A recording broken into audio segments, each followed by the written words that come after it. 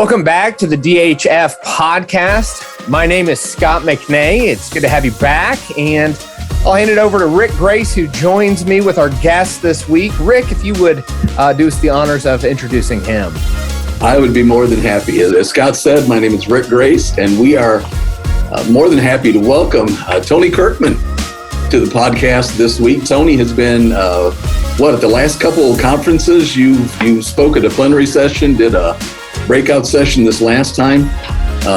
Tony is a licensed professional counselor, and he is the director of the Piatt County Mental Health Agency here in Central Illinois.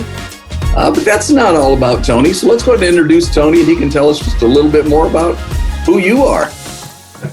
Well, gentlemen, thank you so much for having me. I got different acronyms behind my name, but still trying to figure out mental health myself. So I'm a licensed clinical professional counselor with the state of Illinois, a proud alumni of Lincoln Christian Seminary, and I've been in practice here in mental health in the field for about 22 years. Started out cutting my teeth in foster care, and am a happily married man for soon to be 21 years with 2 children, one of them just becoming a teenager, so I could welcome all prayers. Well, you had another side to you for a while, Tony, where you were involved in pastoral ministry as well. Yeah, that's correct. For 11 years, I served under the ministry, Illini Christian Ministries, where I did some private practice as well as some consultations with pastors as they have different life transitions or structure changes, just trying to provide pastoral care, enrichment, and support to the body the best I could.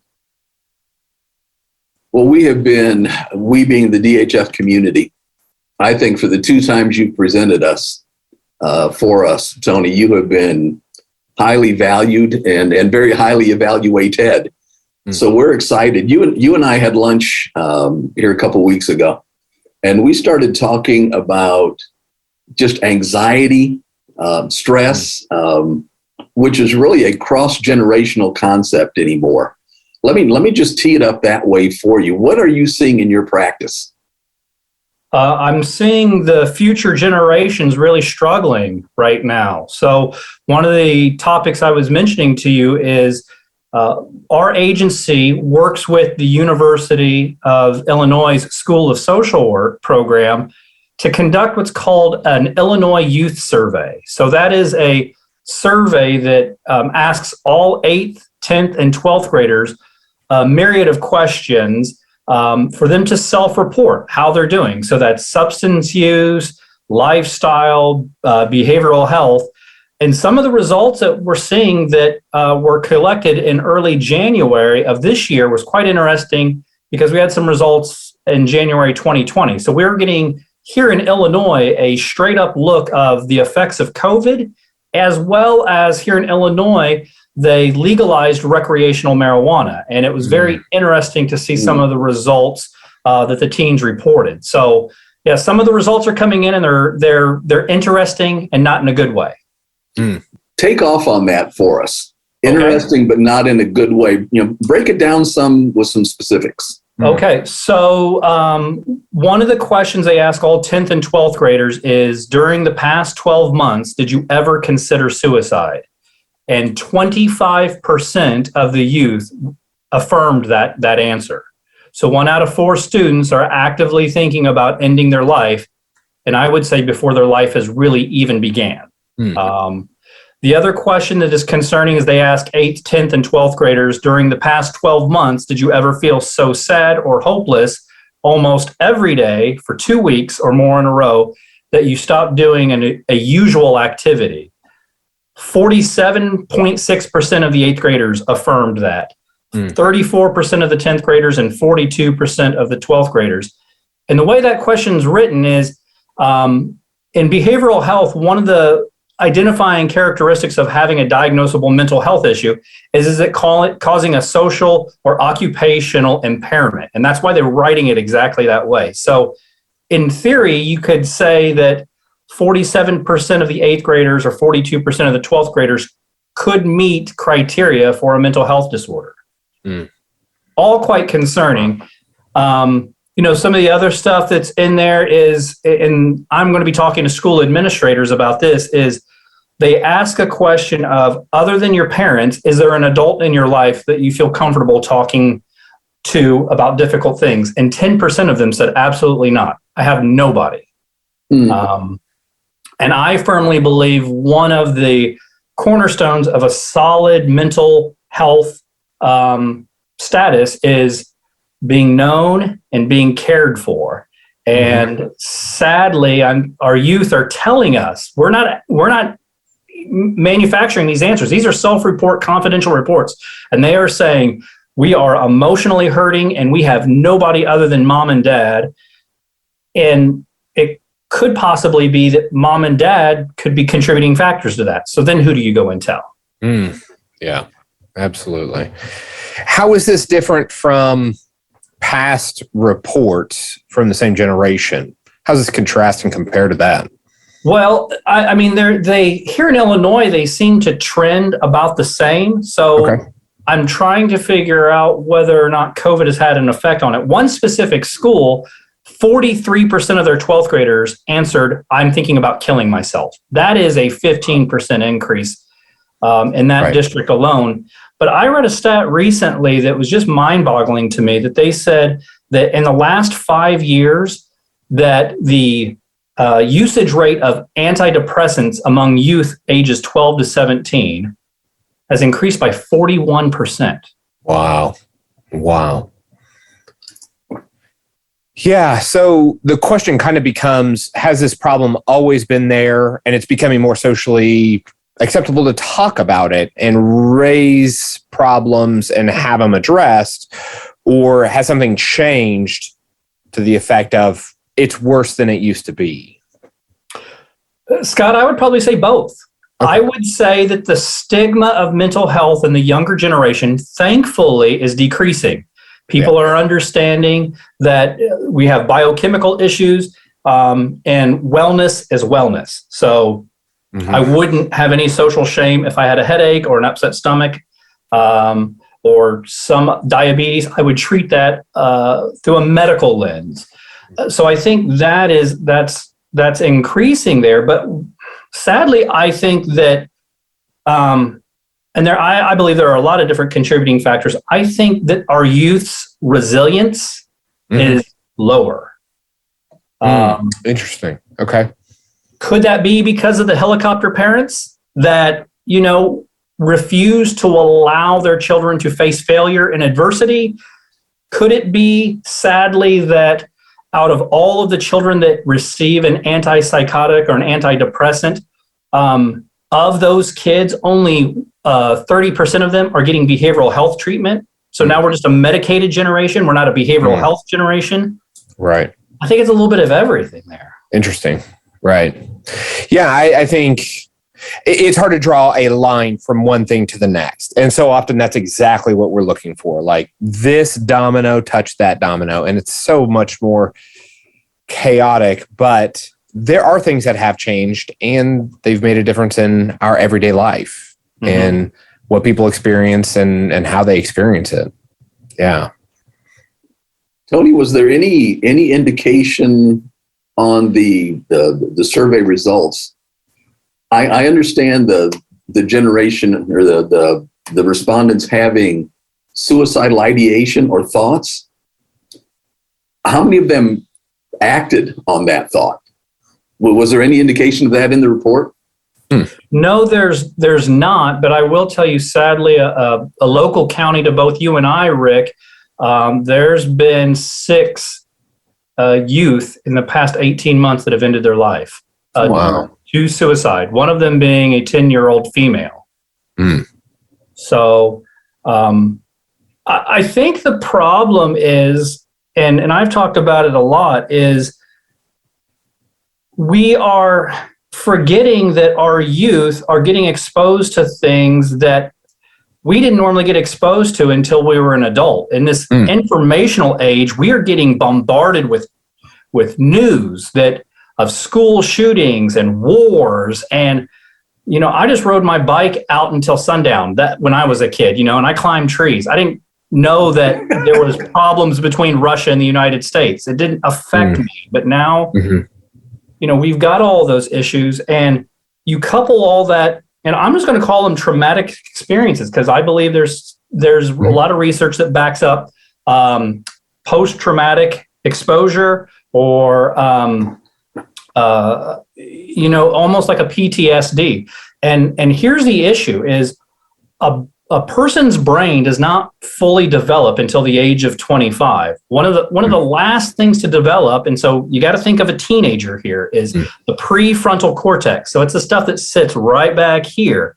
Prefrontal cortex is a fascinating part of the brain because it handles all of your executive functioning. So some of it is decision making, impulse control, attention, morality, being able to assess risk, emotional modulation, attuned communication, and some of the more complex social mindsets like empathy. So I'm getting bombarded with all of this trauma. I can't emotionally regulate that, and I have no way to cathartically get it out because I'm still developing emotional language. So you're feeding the brain with all of this bad, and there's no way to bleed it out in a healthy way. So it comes out in uncontrolled bursts or in very impulsive actions where I don't think about the risk of it. So I use the example this way: is whenever I was a teenager, it snowed a lot. I looked outside and saw a big snowdrift. I climbed on top of my garage and tried to execute one of the best WWE moves I've ever seen in my entire life. After I bounced off the ice pile, my mom said, "What were you thinking? Didn't you realize you could break your neck? And didn't you realize it iced over last night?" Prefrontal cortex. Tony, you said that doesn't develop till 25. I would challenge that. I've met 80-year-olds that don't have. Yep. Yeah, I think it's interesting. We live in such a partisan environment. Not to make this political, but whatever, it doesn't even have to be politics. It's so team oriented. But the big sort has meant neighborhoods, churches, groups of people so often work, worship, live alongside of each other that really we don't end up with a lot of mixed groups in a lot of places in America. And with that, it becomes us versus them, and we read popular events through our lens, our team's lens, and we can't see it through anyone else's. Versus there was quite a shared experience, but not to oversimplify, but the world has been through bad times too. If you went back to previous generations, going through Vietnam, going through World War II, going through, I could talk to family members who lived overseas, or when I lived in Japan, there was a woman at church who would speak about the Americans bombing, and they would go into the hills and hide in caves and things like that. That when we don't have that shared experience, when things that don't bind us together are stronger than the things that keep us apart, I think it's hard to have honest conversations about real life issues because everyone already has their facts lined up, and it divides us, and it divides younger generations against older generations. Now, to be clear, I wasn't, as a 16-year-old, going to my dad for all the advice in the world, but we talked and disagreed and worked on things. And I don't know how much of that, when we're afraid to open up, anybody in the world, but especially teenagers, and online is the only place to really have a validated communication experience. I don't know that we're helping the youth out at all because we're not instigating these conversations. And if we are, a lot of times it's with an axe to grind, not, I want to hear out what they're saying. I want to be challenged by what they're saying. What can we do to open up avenues of communication with youth? Yeah, I think, and I agree 100%, Scott. I listened to a sermon this weekend by one of my favorite communicators, Albert Tate.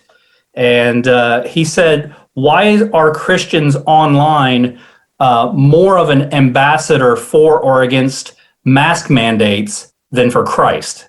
Sure. And more people will know whether or not you're for a vaccine than for Christ or against it. And I think that we need to go back to community. I mean, I'm old school is, again, you guys being pastors, you're perfect, but let the heathen speak for a second. You mean weekly Scott? Or daily, when I would mess up, we didn't even need a telephone. Like, my dad knew what I had done across town before I got home. Yeah. And it wasn't an idea of shame. It was protecting the community. It was holding the community to a standard of wellness. And now you don't dare tell me about my kid. My kid's perfect. And what he tells me happened at school.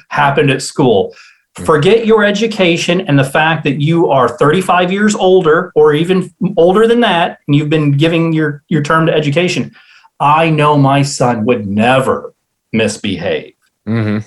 So again, I think we're with that. I think we're the against and the for generation. So I think especially when we're talking about youth in the later years, all the good principle stuff should have been driven down into our kids in the primary years. And when you're in a youth area, you're more like a player coach, like you're in the game, but you're also going to let your kid, you're going to control the risk of failure. They need to fail. They need to learn hard lessons, but you can control what that rock bottom looks like. I would probably say one of the best things parents can do is find a trusted friend that's an adult that will befriend their children. Because, I could tell my boys something until I'm blue in the face, but if Rick would say it, let me tell you what Rick had to say. It's so wise. Yes, so wise. I've never heard that before.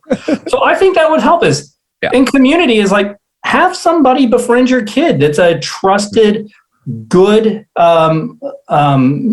moral adult that can help you out. Yeah, and unfortunately, we do this in church. We split everyone up generationally, so older generations don't have contact with younger generations. And unfortunately, this could be the time for the church to shine when it comes to diversity, simply in age groups, but we have found it convenient to streamline things based on age groups. And quite oftentimes, kids that ride through that 18 to 25 at church from youth group graduation into a vocation, and they don't fall out, is often because they have relationships with older people at church. And it doesn't have to be the oldest people at church, but they have an actual relationship, and that means they belong. Absolutely. Yeah, I agree 100%. It's much different that if my oldest son's name is Isaac, if Isaac is accepted or Tony's son is accepted. Like, he has his own identity. So I agree with you 100%. And that's the concern is, are our kids known and are they cared for? Amen. And by more than just the parents. Okay. Tony, you talked about being old school. I'm just old. Okay. So that's my advantage. But I learned, even in my training, coming up with, through my degree work and that kind of stuff, that we heal better in community. Okay. One of the things the pandemic robbed us of was that sense of community. And our kids got isolated. Our adults got isolated. Pastors, Scott, this is in your world and mine. The Barna group has suggested that as high as 50% of all pastors in the U.S. are now on medication for depression. So which the pandemic has exacerbated. But Tony, as a believer, and I love your heart for Christ, as a believer who's also a mental health professional, what are we missing in the church? What can we in our local churches do to address that? If this is not a pandemic of mental health, it certainly is. It certainly is what's the other word? Anyway, it's a problem. Okay. Yeah. Epidemic. Epidemic. Thank you. All I could think of was academic. I knew that one right. So I told you I'm old. So what can we in the church give us a prescription? What can we do? I don't have the prescription, but I'll tell you something that I recently heard about, and it makes me think about why aren't we doing this at the church?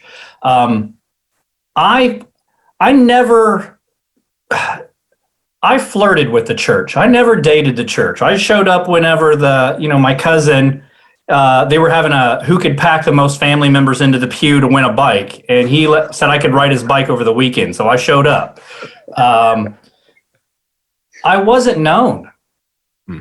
And so I heard this amazing example done by a local superintendent, and she gives credit and says, I borrowed it from somewhere else. But it's a very simple activity. She took every single kid that was enrolled in her school, a full roster, wrote their name down and put it on a huge Post-it note and plastered them all over the wall, every single kid.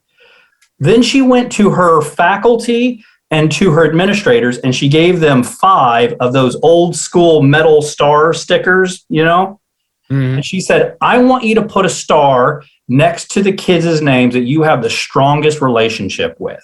And they all ran up to the board and they put stars up on all the kids. And what ended up happening after they sat back down, they started to weep because they saw the students that didn't have a single star. They fell through the cracks. They had no relationship. They weren't known. And so one of the things she said, she goes, I knew I had the right team because they cried. So we knew the what, we knew the who, and we know the when, which is right now. We just needed to figure out the how. And so I would just say and I'm talking children and youth, what would it look like if you had your youth pastor or children's pastor or whoever's in charge of that and all of the volunteers take your full roster and lay it out and give them 5 stars? I think immediately you could have an impact on a child's life because you would see who's missing. Wow. Yeah. Scott, you're a local church pastor. You going to do it? Yeah, I think that's something we could do. We would even extend it. The beauty of a small community is how much people's lives just kind of overflow into the community, but extending that into elders, deacons, and board. They're not really official titles and positions as much as leaders in the church. And that's exactly the people I'd like to see the relationships built with, because it's not about them trying to be hip so kids think they're fun. And no, it's just about them being people they can rely on, that know their name, that keep up with what they do, and can ask about those things. This morning, recognize Stella, when they're not there. That's right. Absolutely. This morning, Stella was in my office when the deacon that does Children's Moment called, and we were chatting, and I said, oh, Stella has something she needs to tell you. And I put her on speakerphone, and she had jumped off the diving board just, 50 times yesterday. And she was just like, her arms didn't work today because they were so tired. But the idea that she was in the deep end swimming, this deacon is a former Marine, and all kids being swimmers are important to him. And so he was bragging on her. And every week when he calls me to check in about Children's Moment, he's asking about my kids, and the actual interest and then follow through will translate into relationship. It just happens naturally. Belonging somewhere is right now the church's most powerful gift. And it's been that way through the ages, but right now people don't know what they belong to, if anything. And if the church could wake up to that, where older people had a desire to show younger people they belong, not for they're the future of the church and we need them to stay alive, but as people, that would transform things. Larry Crabb was Tony, I don't know if that's a name that you recognize, but Larry Crabb was one of the early movers and shakers in the Christian counseling movement. And he kind of redid some well-known psychological ideas and principles. But he said the two the two highest emotional needs that we all have is a sense that I matter and a sense that I belong. And he based that on Romans 5, that Christ died for us while we were still sinners. We matter. And if Christ has done that for us when we were separated from him, how much is he going to pull us into that sense of belonging in the community? And I've just long remembered those two conceptions. And that specifically addresses that sense of belonging. And by the way, for our audience, Stella is Scott's youngest daughter. Just in case anybody's wondering who Stella is. We got the youngest one swimming, so it's a good day in the McNay house. Just one less fear to live. So, yeah, and I would promote. I've been reading "You Are Not Your Own" by Alan Noble, "Belonging to God in an Inhuman World," and it's pretty brilliant. He spends about half the book diagnosing our problem, and it is. You will find all kinds of practical things in it. But he's not going to hold back. I found an interesting article that was saying 3 of the most helpful characteristics of youth to help, not necessarily prevent, but to stave off the effects of mental health is the number one, and it was all the way through the age categories, so they had them broken up. The number one trait was curiosity. I thought that was interesting. So the traits go like this. Behaviors exhibited by youth to help stave off severe mental health is curiosity, persistence, and self-control. Those were the top 3. That is good. Yeah.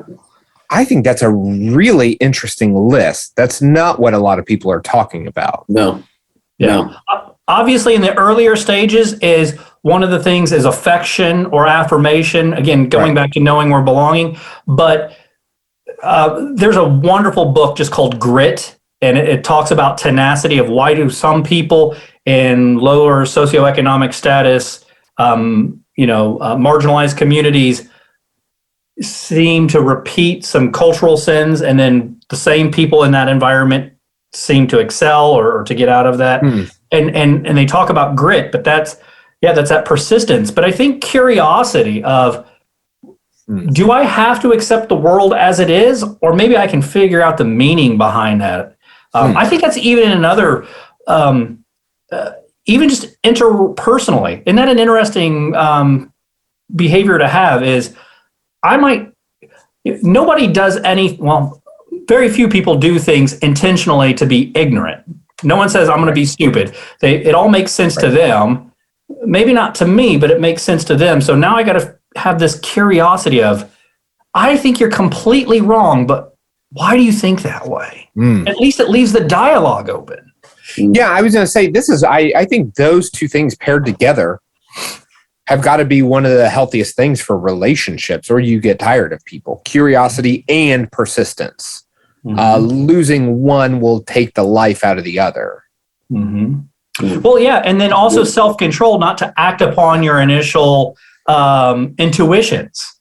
Yeah, but there are a lot of things to be curious about and stay away from. So anyway, right. I mean, again, 1 Corinthians 13 says that's one of the characteristics of love is to be patient with each other. So I think you're completely wrong, and I don't agree with your worldview at all, but I can sit in that patience and love you.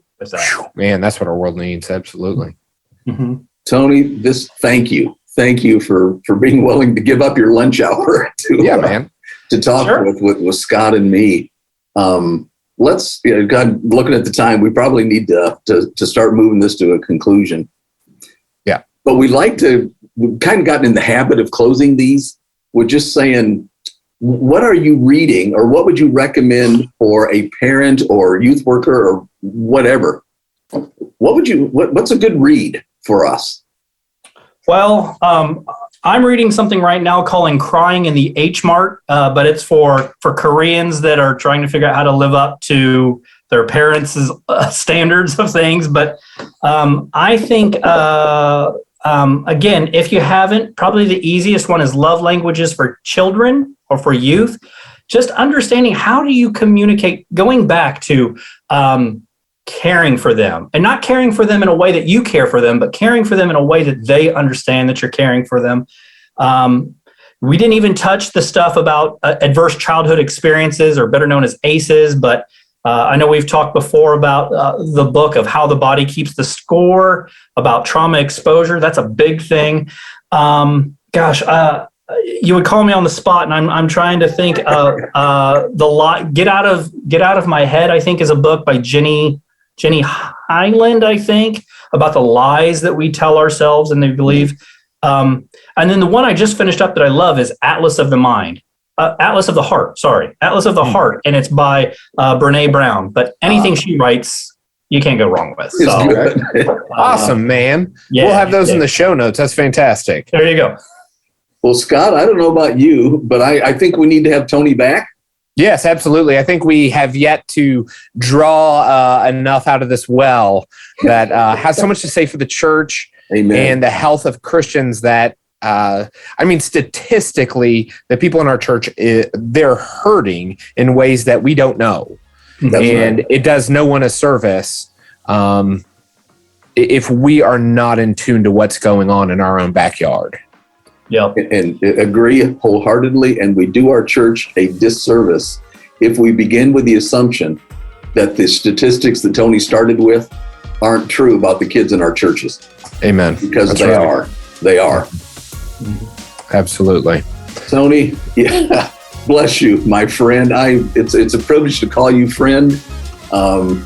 And if an interview like this is the cost of taking you out for lunch every now and then, I'm good with doing this regularly, man.